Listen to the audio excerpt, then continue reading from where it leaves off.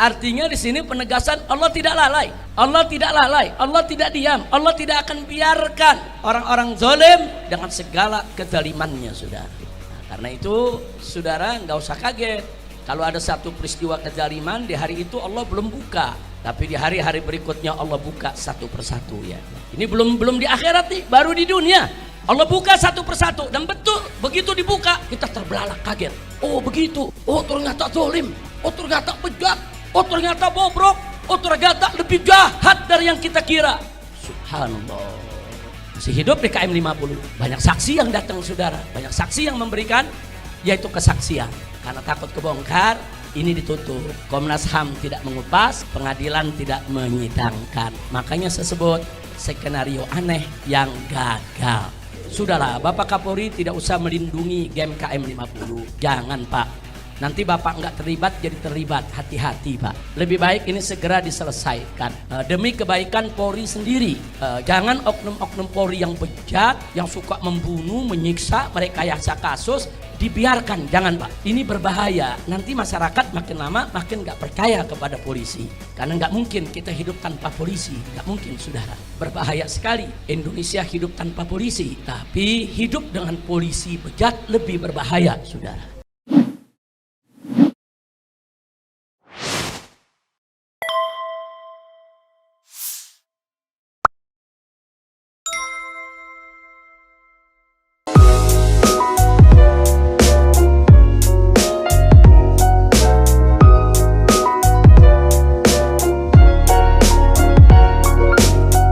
Berita sekaligus akan kita kaji bersama terkait dengan tragedi KM 50 di mana putusan pengadilan tanda kutip saya beri nama pengadilan dagelan atas tragedi KM 50, tapi ada keputusan menarik di mana hakim memerintahkan agar mobil 6 syuhada dikembalikan kepada pemiliknya. Nah, kemudian para pengacara kita terus bekerja dan akhirnya kemarin malam berhasil mengambil kembali mobil 6 syuhada.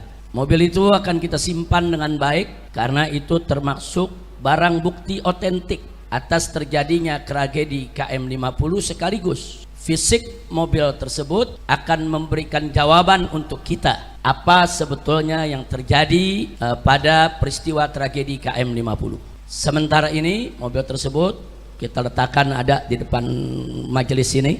Ini mobil yang digunakan oleh 6 syuhada. Saudara, mobil ini akan kita simpan dengan baik karena ini barang bukti tidak boleh kita hilangkan, tidak boleh kita musnahkan.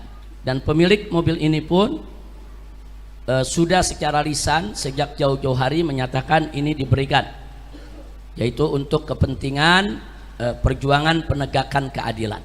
Jadi yang punya mobil ini tidak meminta mobil ini untuk kembali.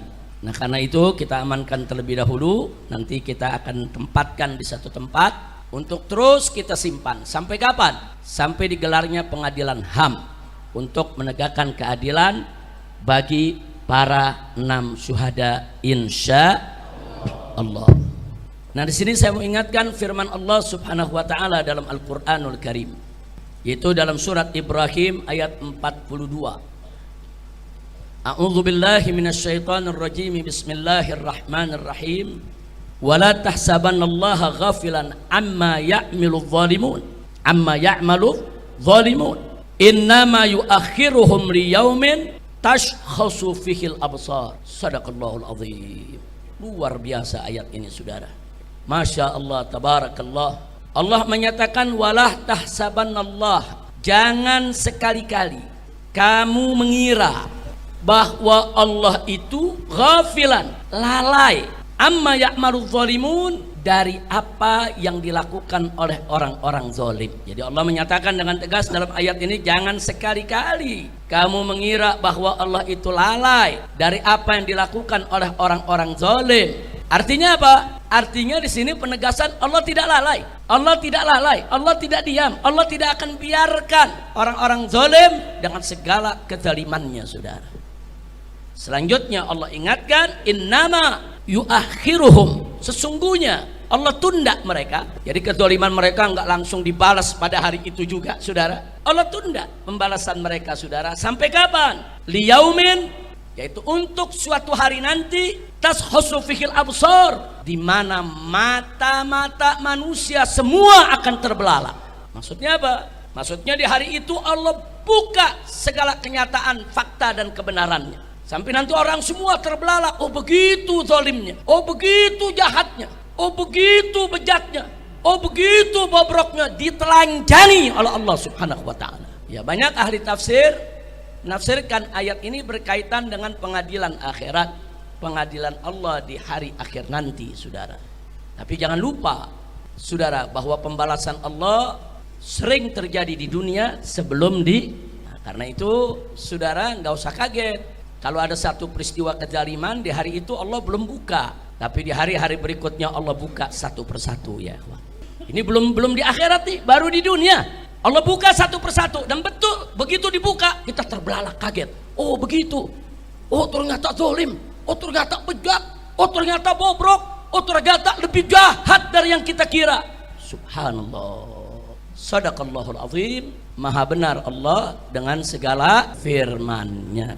Nah, maka itu di sini saya mau sampaikan, ya ikhwan, mobil 6 syuhada yang hari ini ada di hadapan kita semua, yang hari ini ada di tempat kita ini fisiknya, saudara, insya Allah akan kita simpan dengan baik sampai keadilan ditegakkan.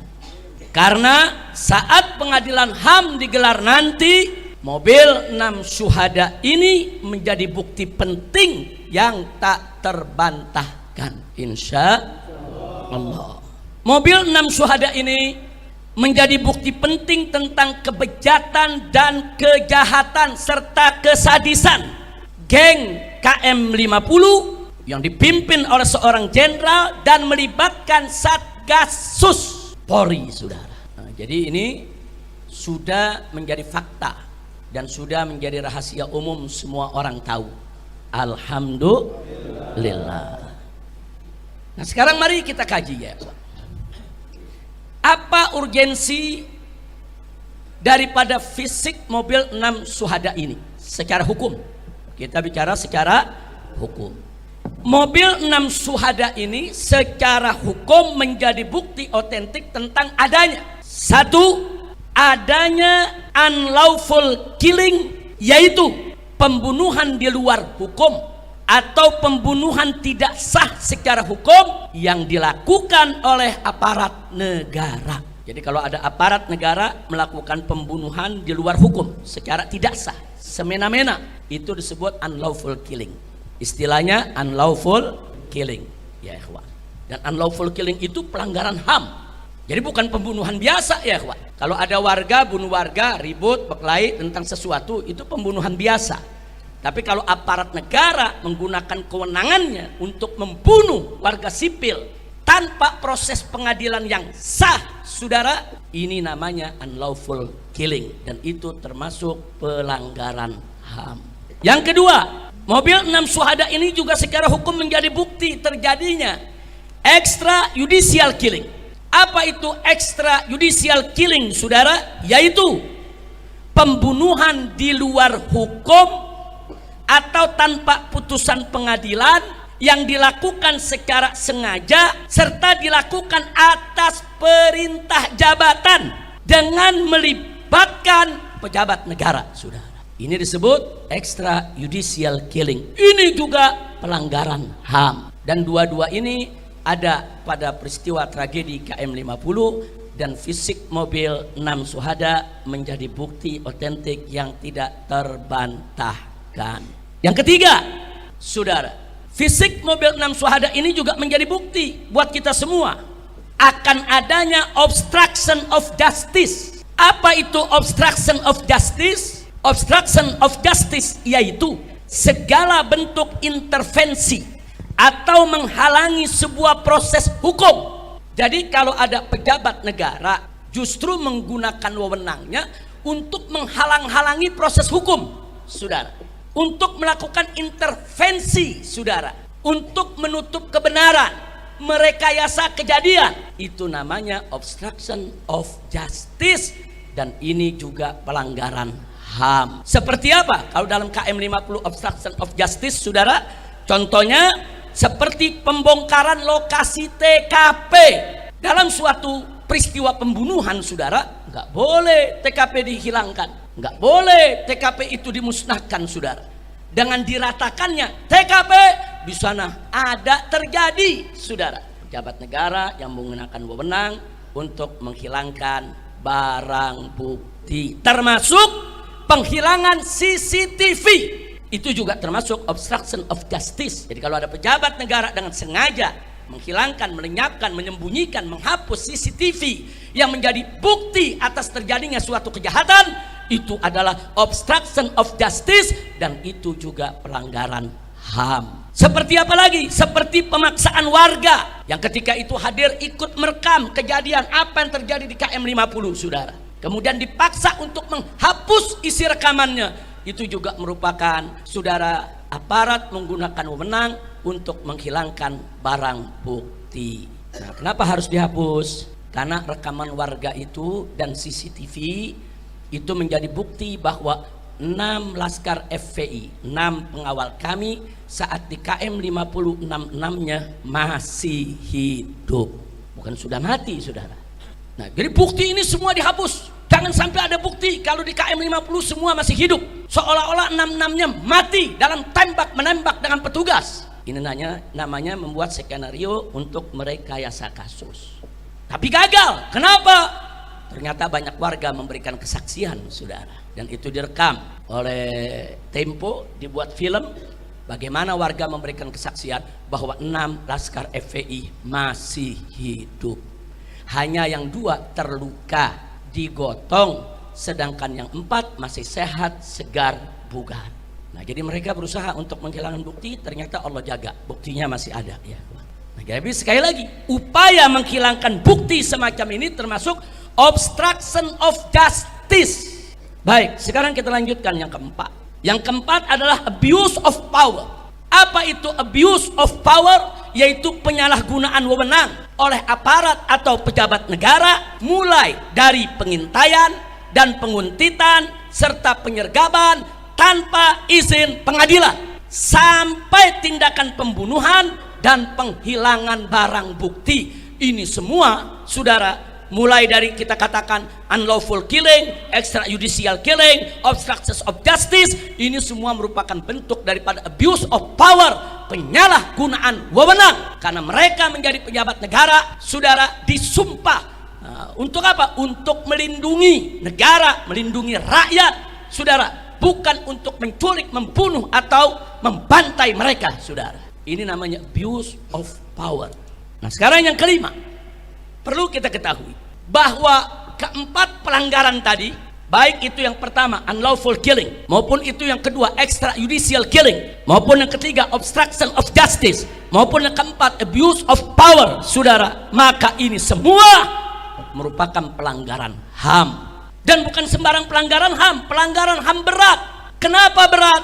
Karena tadi ada 4 norma yang dilanggar, yang telah menyebabkan 6 warga sipil tidak bersalah kehilangan nyawa, diperlakukan secara keji, biadab, melanggar hukum, sehingga mereka harus diseret ke pengadilan HAM seluruh geng KM 50 yang terlibat di dalam pembantaian KM 50. Nggak boleh dibawa ke pengadilan biasa, saudara.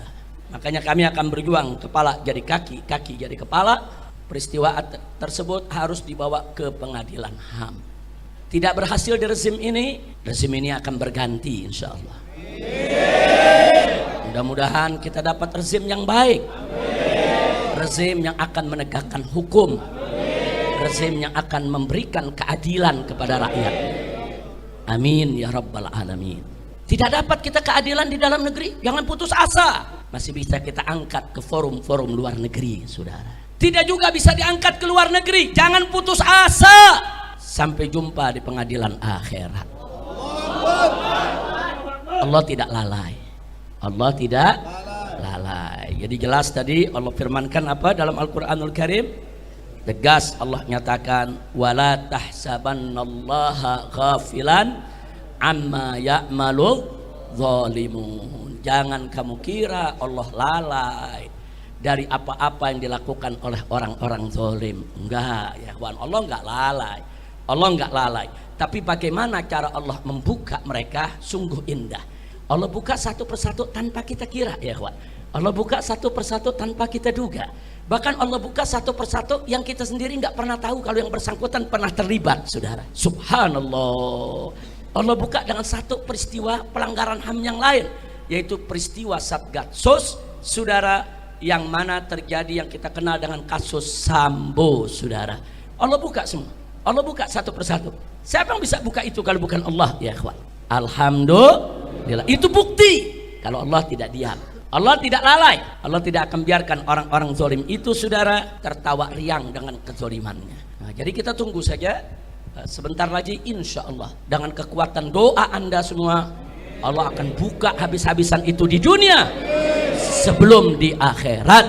Tentu di akhirat siksa yang Allah siapkan jauh lebih pedih lagi, saudara. Amin ya rabbal alamin. Nah sekarang baik, yang berikutnya yang ingin saya garis bawahi. Ada skenario palsu dan gagal terkait KM50. Skenario palsu dan gagal. Skenario yang mana? Yang disampaikan dalam siaran pers KM50 di Polda Metro Jaya, saudara, yaitu pada siang hari kejadian. Kejadian di pagi hari, siang hari ada siaran pers, saudara. Di sana dikatakan bahwa semua mobil berisi 10 laskar FPI setelah pepet-pepetan di jalan turun dari mobil lalu serang petugas dengan aneka senjata tajam dan aneka senjata api, sehingga petugas terpaksa bela diri dengan menembak mati 6 laskar FPI, sedang yang 4 melarikan diri. Ini versi polisi, ini kata polisi. Kapan bicara begitu? Ya di siaran pers, kan di YouTube tersebar ya kawan. Silakan aja kita setel lagi, kita buka. Bukan fitnah, bukan hoax, bukan berita bohong, bukan. Silakan, ada semua saudara. Jadi skenarionya, jadi mobil FPI ini pepet-pepetan dengan mobil petugas, kemudian berhenti, ada 10 orang turun pakai senjata menyerang petugas. Nah, karena petugas mau diserang, maka petugas kan boleh bela diri. Maka petugas langsung keluarkan senjata, menembak mati 6 laskar dan yang 4 melarikan diri, kata polisi. Kira-kira jelas ya? Nah, ternyata siaran pers tersebut, saudara, bohong, sebar hoax, sebar fitnah. Kenapa? Satu, sebab bahwa mobil 6 syuhada yang ada depan kita saat ini, saudara, berisi hanya 6 orang laskar, bukan 10 orang laskar. Jadi hanya berisi supir dengan 1 orang di sampingnya, duduk 2 laskar di tengah dan duduk 2 laskar lagi di belakang. Jadi dari sini saja sudah kelihatan bohongnya. Dari mana kami tahu isi daripada mobil tersebut? Karena sebelum kami berangkat, Panglima Laskar memeriksa semua mobil. Di mobil pertama siapa isinya, di mobil kedua siapa isinya, di mobil ketiga siapa isinya. Bahkan bukan hanya memeriksa penumpang, memeriksa posisi, siapa supirnya, di samping supir siapa, siapa yang duduk di tengah 2 orang, dan siapa yang duduk 2 orang di belakang. Nah, jadi artinya apa? Artinya sebelum kami berangkat, kami sudah punya peta, kami sudah punya data. Nah, itu mobil siapa saja yang ngisi dan seterusnya. Jadi tidak ada yang diisi sampai 10 orang. Bohong. Nah, baik, yang kedua, bahwa 6 syuhada tidak bawa senjata tajam, apalagi senjata api.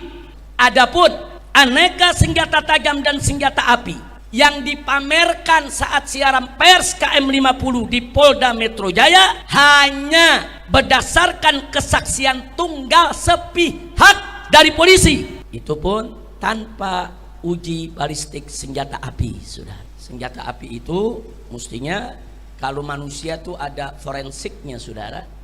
Senjata api juga ada namanya uji balistik. Apalagi kalau senjata api itu asli, terdaftar, nanti ketemu siapa pemiliknya. Nah, jadi tanpa dilakukan, tahu-tahu sudah disebut ini semua punya laskar FPI. Siapa saksinya? Nah, jadi kalau polisinya cerdas, andai kata benar FPI itu bawa senjata laskar, kalau mereka cerdas, begitu mereka sergap, mereka bunuh, Mereka rekam dulu, rekam mobilnya, buka pintunya, lihat ada barang apa di dalam. Nah, itu orang baru percaya. Nah, bukan tahu-tahu saudara barang itu sudah ada begitu saja. Oh, itu gampang. Orang mudah mencerna ya ikhwan. Berapa banyak habis bunuh orang, taruh pisaunya di tangan orang yang dibunuh, selesai. Itu banyak terjadi di mana-mana. Jadi kesaksian ini hanya sepihak. Ditambah lagi apa saudara yang perlu kita ketahui? Ditambah lagi yang perlu kita ketahui saudara, antara pistol yang ditampilkan dalam siaran pers dengan peluru beda. Ini kan lucu saudara. Pistolnya revolver yang berisi 6 peluru itu ya ikhwan, pelurunya orang tahu, tapi peluru yang ditampilkan itu peluru senapan sergap semua. Apa memang FPI punya ilmu? Pistol revolver pakai apa aja bisa? Atau Laskar FPI punya ilmu mungkin pistol mana saja pakai batu pun bisa? Nah, jadi cerdas lah. Ngebohong itu kan perlu cerdas juga ya ikhwan. Ngebohong juga perlu cerdas. Ini udah ngebohong bodoh lagi. Kira-kira jelas? Ada lagi, waktu siaran pers dikatakan ini senjata api asli, ditunjukkan. Besoknya berubah, katanya senjata rakitan. Ada, kita simpen. Itu bukti siaran pers semua kita simpen ya. Hari berikutnya berubah lagi. Enggak, ini senjata asli polisi yang dirampas oleh Laskar. Jadi pertama dibilang senjata asli milik Laskar. Besok berubah senjata rakitan milik Laskar. Begitu diprotes oleh netizen, berikutnya lagi berubah lagi. Katanya senjata asli milik polisi dirampas Laskar. Luar biasa. Saya mau tanya, kita pakai akal yang sehat lah. Saya mau tanya, saudara, akal sehat bisa terima itu? Bisa terima itu? Masuk bisa berubah-ubah. Kan dari hari pertama kan udah ketahuan itu asli atau bukan. Kenapa bisa dirubah-ubah? Kenapa dirubah? Karena kalau dikatakan asli nggak sesuai dengan skenario, jadi perlu rakitan. Ternyata rakitan kurang pas juga sama skenarionya. Oh, kalau gitu ini dirampas saja supaya nanti cocok sama cerita. Nah, ini namanya cocokisme atau cocokiologi. Ilmu mencocok-cocokkan supaya bohongnya kelihatan benar. Kira-kira jelas ya? Tahu cocokiologi, tahu ya? Nah, baik. Selanjutnya saudara, bahwa fisik mobil 6 syuhada, nanti selesai pengajian Anda bisa lihat dan periksa sendiri. Tapi jangan disentuh ya. Jangan disentuh, jangan dibuka pintunya. Karena di mobil ini luar maupun dalam ini banyak barang-barang bukti yang harus kita amankan. Tolong jangan dibuka. Nanti Laskar tolong dijaga. Mau lihat, mau foto, mau videokan, silakan. Nanti Anda lihat sendiri, saudara, di mobil ini kaca depan ada 2 lubang peluru besar. Terus bodi samping tidak kurang dari 3 lubang peluru. Kemudian itu samping kanan, di samping kiri juga ada beberapa lubang peluru. Artinya apa? Artinya mobil ini disergap saudara, dari depan, dari samping kanan, samping kiri dan belakang. Jadi ditembak dari depan, ditembak dari samping kanan, ditembak dari samping kiri saudara, dan ditembak dari belakang, serta 2 bannya diledakkan saudara. Nah, makanya kalau Anda lihat nanti 2 rodanya sebelah kiri itu sudah pecah ya ikhwan. Ini namanya penyergapan. Dari mana datangnya saudara? Terjadi tembak menembak, terjadi FPI melarikan diri, ini disergap, dibunuh. Nah, pada saat penyergapan tersebut ada 2 laskar yang terluka. Yang pertama yang duduk di samping supir. Nah, ini masih ada pertanyaan, apakah karena peluru dari kaca depan atau peluru dari samping kiri masuk saudara, karena pelurunya dari mata tembus ke leher dan bola matanya keluar. Nah, jadi masih ada pertanyaan, kalau peluru dari depan bola mata biasanya pecah, tapi kalau peluru dari belakang kepala menembus, mendorong mata keluar, bisa jadi itu datangnya. Tapi belum bisa kita buktikan, ini kan mesti ada uji forensik ya kawan, ini dari mana. Tapi yang jelas yang duduk di samping supir sebelah kiri, bola mata kirinya keluar sehingga dia sekarat. Nah, dia sudah antara sadar dengan tidak sadar diri karena peluru tersebut. Hanya 1 peluru menembus sampai ke mata. Nah, sementara yang satu lagi korban yang duduk di belakang supir, itu ada lubang peluru memang cukup besar di samping sebelah kanan, itu mengenai pahanya, tembus, saudara. Dua orang ini mengalami pendarahan. Nah, karena di daerah paha itu ada urat besar, itu kalau udah mengeluarkan darah nggak gampang terhenti, saudara. Jadi kedua korban ini dibawa ke KM 50 masih hidup dalam keadaan terluka dan darah terus keluar tanpa dihentikan. Nah, itu yang perlu kita tahu ya, ikhwan. Nah, jadi artinya ini sergapan. Jangan bilang nanti Laskar yang nyerang. Laskar tidak nyerang, saudara. Baik, kita lanjutkan, saudara. Bahwa warga KM 50 menyaksikan sendiri bahwasanya 6 syuhada saat dibawa ke KM 50 semuanya masih hidup dengan kondisi yang 2 terluka dan yang 4 sehat, segar, bugar. Jadi yang 4 diturunkan dari mobil, disuruh tiarap di aspal. Yang 1 saudara yang sekarat duduk di samping supir itu tidak diturunkan dulu. Begitu juga yang kena pahanya itu tidak diturunkan dulu. Hanya 4 dulu yang diturunkan. Nah, mereka sedang apa? Menunggu datangnya mobil Land Cruiser hitam sebagai komandan mereka. Jadi mereka menunggu beberapa waktu. Ada yang bilang 15 menit, ada yang bilang 20 menit, ada yang bilang 30 menit. Artinya 2 orang yang luka di mobil selama waktu tersebut terus mengeluarkan darah tanpa dihentikan.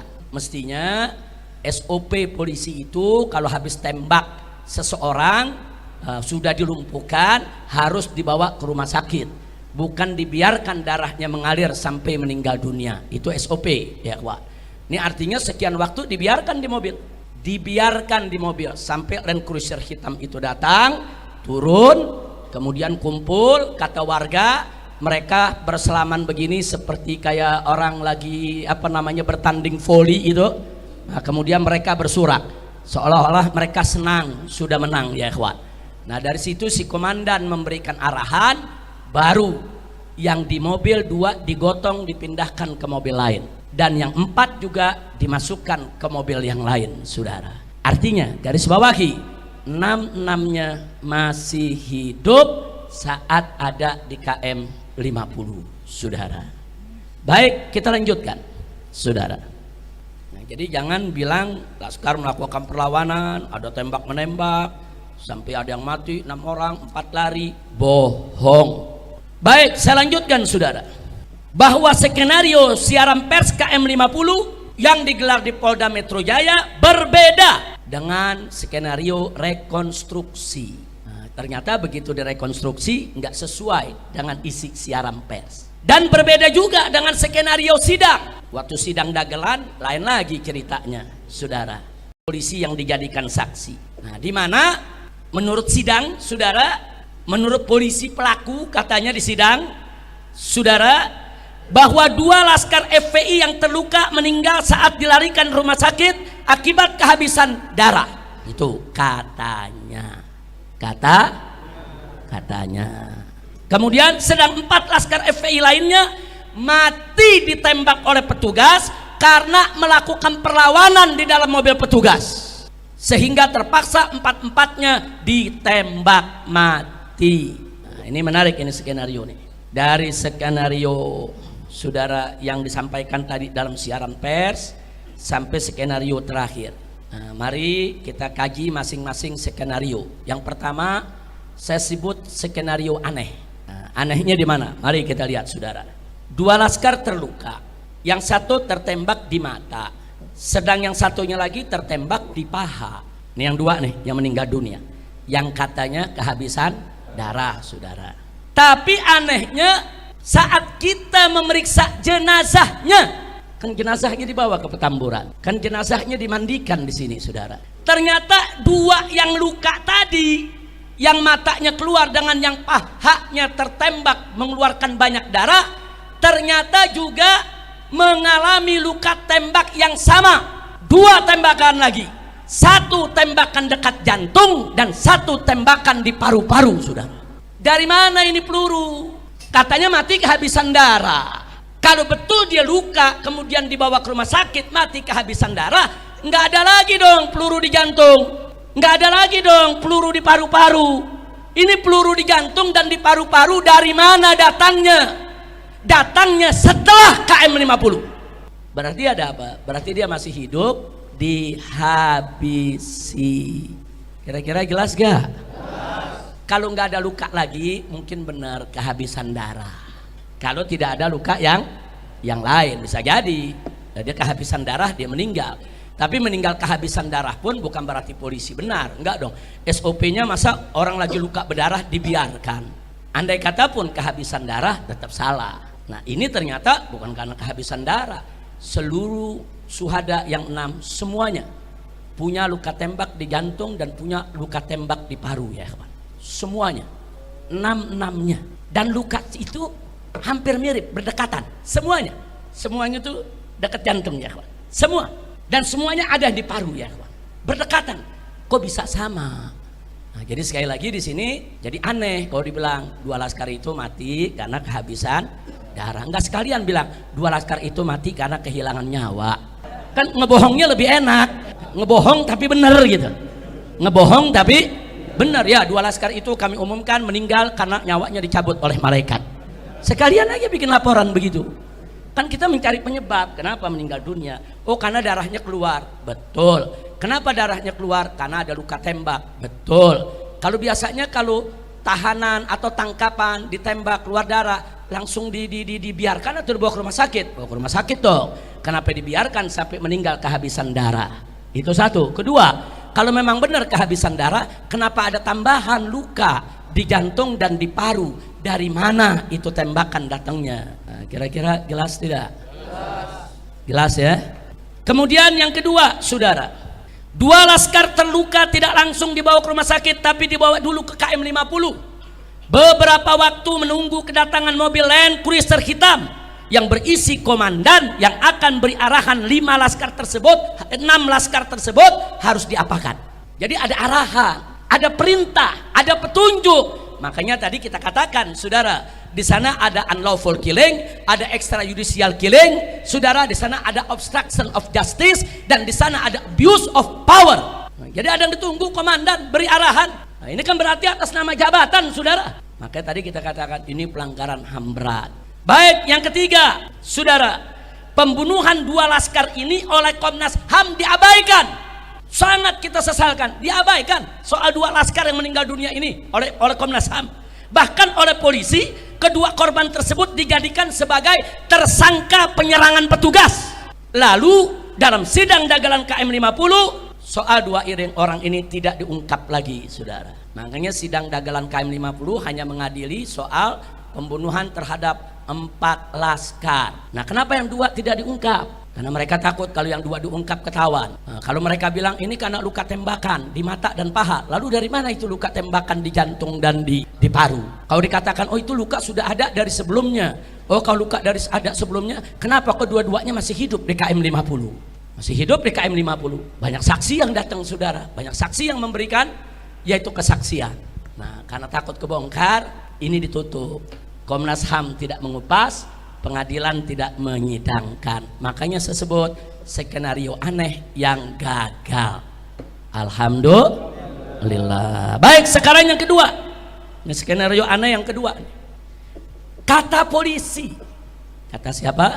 Polisi. 4 laskar yang hidup di KM 50 itu dimasukkan ke dalam mobil petugas, didudukkan di kursi paling belakang tanpa diborgol. Di tengah jalan 4 laskar ini menyerang petugas yang ada di depannya, ya, yang mengawal, yang menjaga, sehingga polisi yang ada duduk di depan itu panik, terpaksa bela diri. 4-4-nya ditembak mati, dan 4-4-nya lukanya hampir sama. Saking jagonya ini petugas, 4-4-nya ditembak di jantung, 4-4-nya ditembak di paru.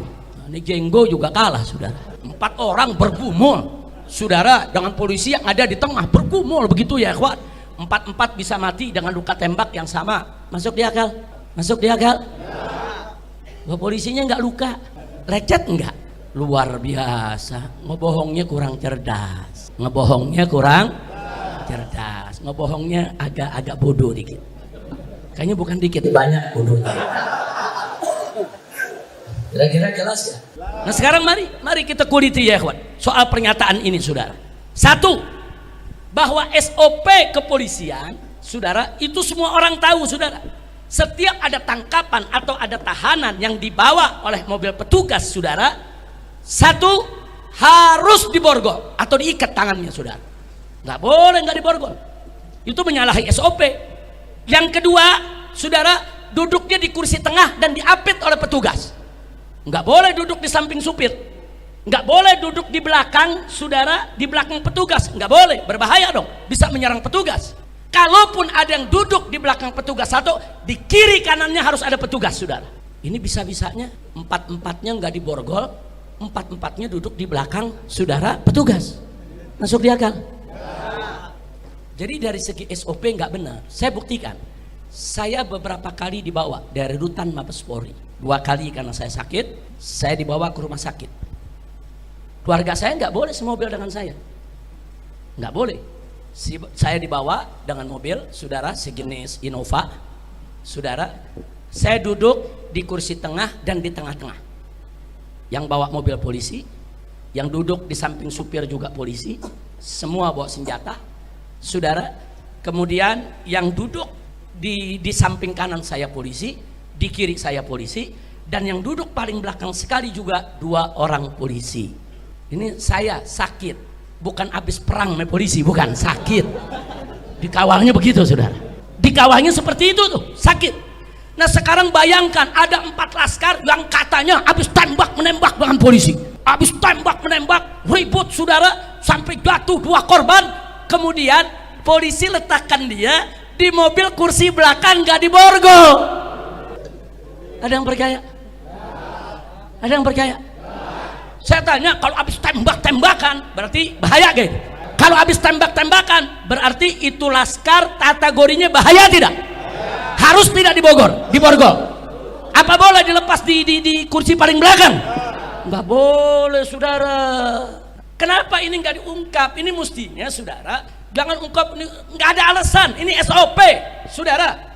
Kalau mereka katakan, oh kami kekurangan mobil, kami kekurangan petugas, panggil petugas lain, datang bawa borgol, datang bawa mobil tahanan, saudara. SOP. Yang sakit bawa ke rumah sakit, yang luka bawa ke rumah sakit untuk diobati. 4, sehat, segar, bugar, harus diborgol dan harus, saudara, dimasukkan ke mobil, tidak boleh duduk paling belakang. Kenapa nggak dilakukan? Jadi dari sini kelihatan bohong. Jadi kalau yang tadi bohong, yang ini super bohong, saudara. Super bohong. Nah kemudian, saudara, coba bayangkan, laskar habis tembak-tembakan, ditaruh di kursi belakang, 4 tidak diborgol. Kemudian langsung menyerang petugas yang ada di depannya. Kira-kira petugas akan luka ya? Tapi ya petugas nggak luka. Kira-kira ada yang dicekek gitu? Enggak, petugas nggak ada luka. Petugasnya saking jagonya, lebih jago dari jenggo, langsung keluarkan pistol, tembak dada masing-masing, dar, mati. Tambah lagi parunya, dar. Ini yang lu tembak patung apa laskar? Nggak, kira-kira jelas gak? Saya mau ajak berpikir normal, pakai akal sehat. Masuk di akal, saudara? Masuk di akal? Nggak masuk di akal, jangan bohong lah. Baik, andai kata benar, saudara, laskar itu nyerang, laskar ditembak, saudara, andai kata benar. Lalu dari mana luka bakar? Apa di mobil dibakar juga untuk bela diri? Ada luka bakar kok. Di pengadilan Habib Bahar, fakta persidangan, salah satu ahli forensik mengatakan, saudara, sesuai dengan foto yang diabadikan daripada luka-luka 6 jenazah, mereka mengatakan ini luka bakar, bukan memar. Ini bukan biru karena mayat, bukan. Ada mayat yang membiru, ada, saudara. Tapi luka membiru dengan luka memar dengan luka bakar itu beda. Ini luka bakar. Itu luka bakar datangnya dari mana? Apa habis ditembak 4-4-nya mati terus di mobil dibakar begitu? Nah, jadi kita mau tahu, ini semua mesti dijelaskan. Kira-kira jelas tidak? Paham tidak? Yakin? Baik. Nah, jadi di sini, saudara, dan gak sampai di situ, saudara, dalam pergumulan di dalam sebuah mobil yang luar biasa itu, saudara. Saya mau tanya, kira-kira supir panik gak? Panik. Kira-kira kalau supir panik itu mobil bisa goyang gak tuh? Ada yang berantem 4 orang, nyerbu petugas, mobil goyang gak? Nah ini berdasarkan saksi dari orang yang mengikuti mobil tersebut, nggak ada itu mobil goyang, Nggak ada tanda-tanda, nggak kedengeran itu suara tembakan dari mobil itu, saudara. Karena ada petugas sipil yang memberikan kesaksian yang memang mengikuti mobil tersebut, saudara. Nah, jadi ini mesti dibuktikan, jangan ngebohong, jangan. Nah, karena itu kepada Kapolri yang saat ini sedang getol-getolnya membersihkan Polri dari petugas-petugas oknum-oknum yang bejat, kami minta supaya KM 50 ini segera diusut kembali. Sudahlah, Bapak Kapolri tidak usah melindungi game KM 50, jangan Pak. Nanti Bapak nggak terlibat jadi terlibat, hati-hati Pak. Lebih baik ini segera diselesaikan demi kebaikan Polri sendiri. Jangan oknum-oknum Polri yang bejat, yang suka membunuh, menyiksa, merekayasa kasus dibiarkan, jangan Pak. Ini berbahaya, nanti masyarakat makin lama makin nggak percaya kepada polisi, betul? Maka itu saya mendukung pernyataan Kapolri di depan Komisi 3 DPR RI. Kalau ada novum baru, kami akan buka kembali kasus KM 50. Nah sekarang novum barunya sangat banyak Pak. Salah satunya adalah tolong dicarikan di mana CCTV KM 50. Karena yang menyitanya adalah orang Bapak, yang menyitanya adalah petugas, yang menyitanya adalah polisi. Udah gitu di dalam sidang Sambo, jaksa menyebutkan bahwa orang yang menyita CCTV kasus Sambo adalah orang yang sama yang menyita CCTV di KM 50. Nah, kami minta kepada Bapak Kapolri pernyataan keterangan dari jaksa penuntut umum Sambo itu dijadikan sebagai masukan, sebagai modal. Digali terus, periksa itu semua geng KM 50, cari itu CCTV-nya ada di mana, karena CC tersebut akan mengungkap bahwa Laskar masih hidup di KM 50, akan mengungkap bahwa mobil polisi yang hadir di KM 50 tidak ada satupun yang rusak ataupun tergores, nggak ada. Justru yang rusak di KM 50 mobil 6 Suhada, nggak ada mobil polisi yang rusak, saudara. Karena kalau ada tembak menembak, tubruk-tubrukan mobil saudara, mobil polisi rusak juga dong. Nggak ada, saudara. CCTV itu kunci, tolong dicari Pak, tolong dicari, selidiki Pak. CCTV itu di mana? Agar kami ini tidak suudzon kepada semua polisi. Karena masih banyak polisi yang baik Pak, masih banyak jenderal yang baik Pak. Jangan sampai kami curiga kepada semua polisi. Cari itu CCTV KM 50, buka di depan publik, depan masyarakat. Di sana akan kelihatan siapa itu isi daripada mobil Land Cruiser hitam, siapa itu komandan yang memberikan arahan. Dan itu menjadi bukti bahwa 6 Laskar masih hidup. Dan CCTV itu nggak sampai di situ. Saat Laskar keluar dari pintu tol Kerawang Timur, itu terekam CCTV. Saat Laskar ditembaki depan hotel Novotel, saudara, itu juga ada CCTV di hotel tersebut. Itu juga tolong CCTV-nya diamankan. Begitu juga saat mobil dipaksa masuk kembali ke pintu tol Kerawang Barat, di situ juga ada CCTV. Bagaimana kondisi mobil saat masuk? Apakah bannya sudah pecah atau belum? Apakah sudah terluka atau belum? Sehingga jelas di mana tembakan itu terjadi. Dan sepanjang tol semua ada CCTV-nya. Dan di CCTV itu terlihat siapa saja petugas saudara yang hadir di KM 50. CCTV itu nggak boleh dihilangkan. Maka itu kita minta tolong Pak Sigit, tolong Pak Kapolri, dengan hati yang tulus, dengan kecintaan kami sebagai rakyat kepada institusi kepolisian. Karena nggak mungkin kita hidup tanpa polisi, nggak mungkin, saudara. Berbahaya sekali Indonesia hidup tanpa polisi. Tapi hidup dengan polisi bejat lebih berbahaya, saudara. Maka itu kita minta kepada Bapak Kapolri, kami dukung Bapak, kami dukung kepolisian. Yuk kita bersihkan Polri dari seluruh oknum-oknum yang bejat, dari seluruh oknum-oknum yang zalim. Nah, kami tidak mau menuduh Pak. Baik, kita nggak usah nuduh Pak. Ayo kita keluarkan aja CCTV-nya. Nanti kan ketahuan Pak, siapa yang terlibat di situ. Siapa itu yang ada di Land Cruiser hitam? Berapa sih Land Cruiser hitam itu nomor seri polisinya? Ada kok di CCTV Pak.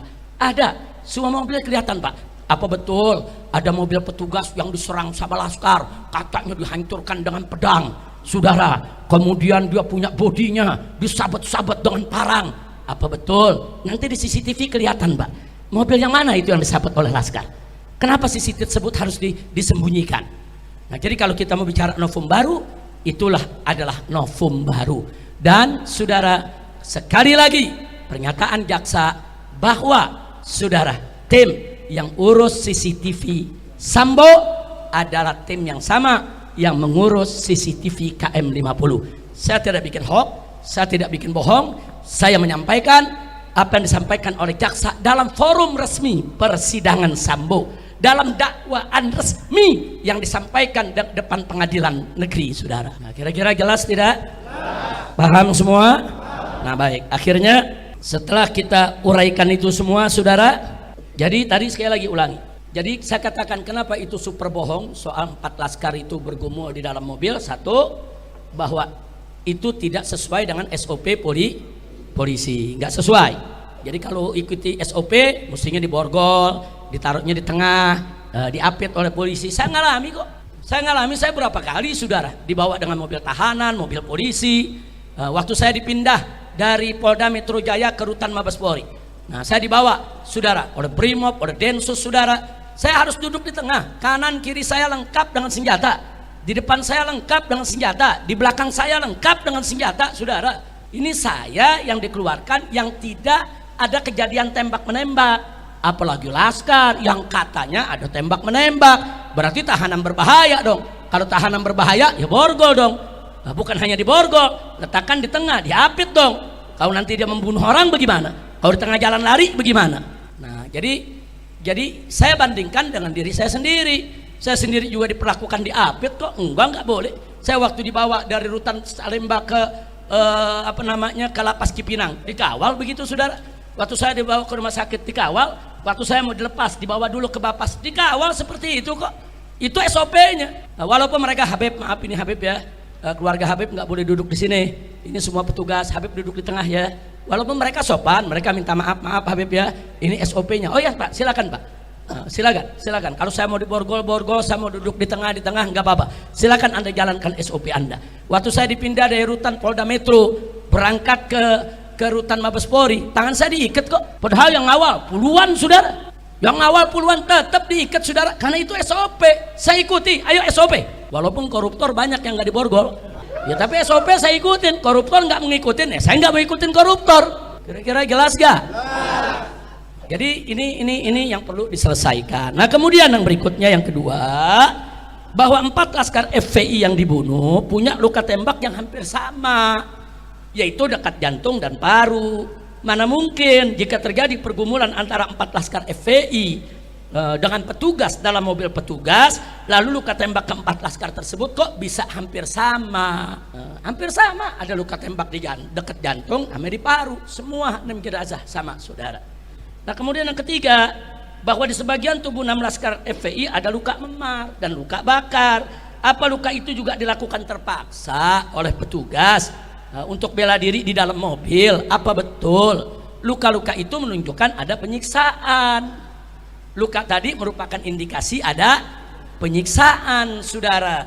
Nah, kita mau tahu, saudara, ya mereka ini disiksanya kapan? Sebelum melawan, saat melawan, atau disiksanya setelah jadi mayat? Nah, mesti dijelasin dong. Nah, jadi jangan ada kebohongan. Mudah-mudahan kita doakan agar Kapolri kita tidak melindungi oknum bejat di Polri. Kita doakan agar Mabes Polri tidak lagi memberikan perlindungan kepada geng KM 50. Kita minta supaya KM 50 diungkit kembali, diusut kembali. Dan kita minta kepada Bapak Kapolri untuk membentuk tim khusus mencari CCTV KM 50, karena itu merupakan kotak Pandora, saudara. Begitu itu dibuka, semua jelas. Apa betul laskar melawan? Apa betul laskar bawa senjata? Apa betul laskar menyerang mobil aparat? Atau sebaliknya, semua akan terungkap begitu CCTV tersebut dibuka. Dan Komnas HAM sendiri dalam laporannya menyatakan bahwa CCTV KM 50 disita oleh polisi dan tidak diberikan ke Komnas HAM, saudara. Nah, sementara jaksa di pengadilan Sambo juga mengatakan tim yang menyita daripada CCTV KM 50 sama dengan tim yang menyita CCTV kasus Sambo. Artinya apa? Benang merahnya jelas, petunjuknya jelas, indikasinya jelas. Ya tinggal Bapak Kapolri membentuk tim untuk mengusut sampai tuntas melalui CCTV tersebut. Insya Allah kalau ini dilakukan oleh kepolisian, kepercayaan masyarakat terhadap polisi akan bangkit kembali. Betul? Betul? Saya mau tanya, kalau polisinya baik, menegakkan hukum, bertanggung jawab, dukung tidak? Dukung tidak? Dukung Polri tidak? Takbir. Tapi kalau Polrinya melindungi oknum-oknum bejat yang terlibat narkoba, yang terlibat judi, yang terlibat pembunuhan, penyiksaan, saya mau tanya, suka atau tidak? Suka atau tidak? Senang atau benci? Percaya atau tidak dengan Polri? Takbir. Nah, ini yang saya mau sampaikan pada pertemuan kita hari ini, saudara. Saya mohon maaf kalau waktunya cukup banyak saya ambil pada kesempatan ini. Akhirnya sebagai penutup, saya ingatkan lagi, Allah tidak lalai. Allah tidak lalai. Satu persatu personil aparat kepolisian yang terlibat KM50 terungkap lewat kasus Sambo. Ternyata banyak anggota Satgasus Sambo terlibat dalam tragedi KM50. Nah, di antaranya yang terlibat, yang kemarin baru dipecat dari kepolisian, yaitu yang bernama Hendra, saudara. Irjen Hendra, ya dia sudah naik jadi Irjen. Hendra, saudara, dia ikut siaran pers KM50 di Polda Metro Jaya. Nah, ternyata saudara dia terlibat dalam kasus Sambo, dan dia terlibat juga, saudara, yaitu pada saat siaran pers KM50. Nah, saat ini sudah dipecat dari kepolisian. Alhamdulillah. Mudah-mudahan kasusnya tetap berjalan di persidangan agar mendapatkan hukum yang setimpal. Amin. Amin ya rabbal alamin. Nah, karena itu harapan kita semua, semoga KM50 segera dibuka kembali melalui novum baru agar CCTV KM50 ditemukan. Selama CCTV KM50 tidak dibuka kepada publik, selama itu pula masyarakat tidak akan pernah percaya kepada institusi kepolisian. Betul? Betul? Betul? Dan ingat, kasus ini tidak selesai sampai di sini. Jangan lupa, rezim itu bisa berganti. Hari ini berkuasa, besok bisa lemah. Pada saat rezim ini berganti dengan pemimpin yang baik, yang jujur, yang amanat, yang mau menegakkan hukum, maka semua akan lebih, yaitu akan lebih banyak lagi yang bisa dibuktikan akan kebobrokan kebejatan para pelaku. Nah, sebelum saat itu datang, lebih baik saat ini kita selesaikan secara bersama-sama. Nah, jadi mana yang betul-betul kesalahannya berat, hukum yang berat. Mana kesalahan-kesalahan yang kecil, hukum sesuai dengan kesalahannya. Kita selesaikan secara baik-baik, tanpa saling serang, tanpa saling hujat, tanpa saling menjelekkan. Sekali lagi saya katakan di sini ya ikhwan, kita sekalipun kita nggak percaya dengan polisi, tapi kita butuh polisi. Nggak mungkin negara tanpa polisi, nggak mungkin, saudara. Berbahaya sekali negara tanpa polisi. Tapi kalau oknum polisi yang bejat dibiarkan, ya lebih berbahaya. Mereka bisa berbuat jahat dengan seragam, mereka bisa berbuat jahat atas nama hukum. Itu lebih membahayakan masyarakat ketimbang nggak ada polisi. Nggak ada polisi bahaya, ada polisi jahat lebih berbahaya. Nah, maka itu kita menginginkan Polri kita bagus, Polri kita baik, Polri kita dicintai masyarakat, Polri kita ini profesional, Polri kita ini bersih, amanat, jujur, insya Allah. Nah, itu yang bisa saya sampaikan. Mudah-mudahan insya Allah barakah buat kita semua. Amin ya rabbal